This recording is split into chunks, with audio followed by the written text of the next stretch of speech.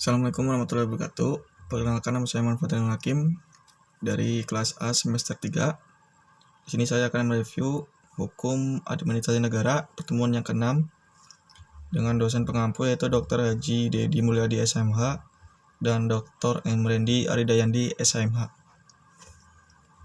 A. Pendahuluan. MacIver, kekuasaan tampil melalui wujud multibentuk maupun dari kedualistian eksistensian kekuasaan itu sendiri. Franz Magnus Suseno mengartikan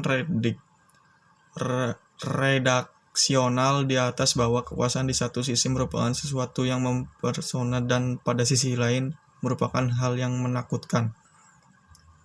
Sebagai suatu yang mempesona karena mengingat multifungsinya dengan memiliki kekuasaan, maka praktis akan dapat dicapai segala yang dikendaki pemegangnya.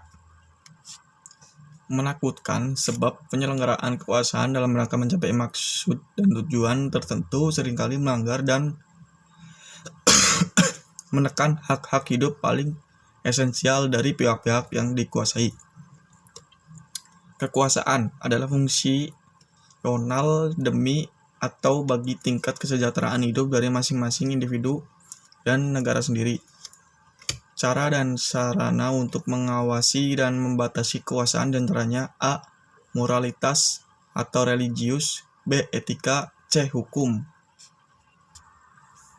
Miriam Budiarjo mengartikan negara adalah agensi atau alat dari masyarakat yang mempunyai kekuasaan untuk mengatur hubungan antara manusia dalam masyarakat. Kekuasaan membutuhkan hukum untuk guna memberikan legitimasi terhadap penyelenggaraan kekuasaan di dalam kehidupan masyarakat. 2. Bahwa hukum dibutuhkan supaya kekuasaan tersebut dapat tumbuh dan berkembang.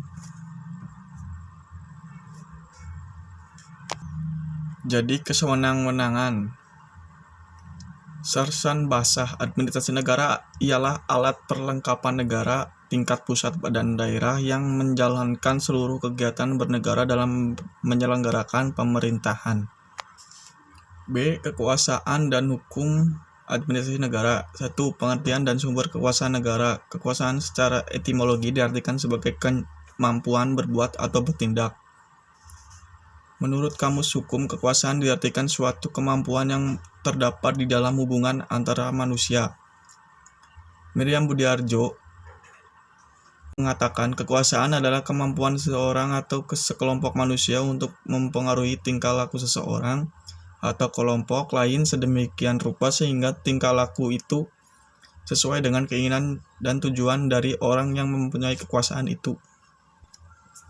Osip Flechten, kekuasaan adalah merupakan keseluruhan dari kemampuan hubungan-hubungan dan proses-proses yang menghasilkan ketaatan dari pihak lain untuk tujuan-tujuan yang ditetapkan oleh pemegang kekuasaan.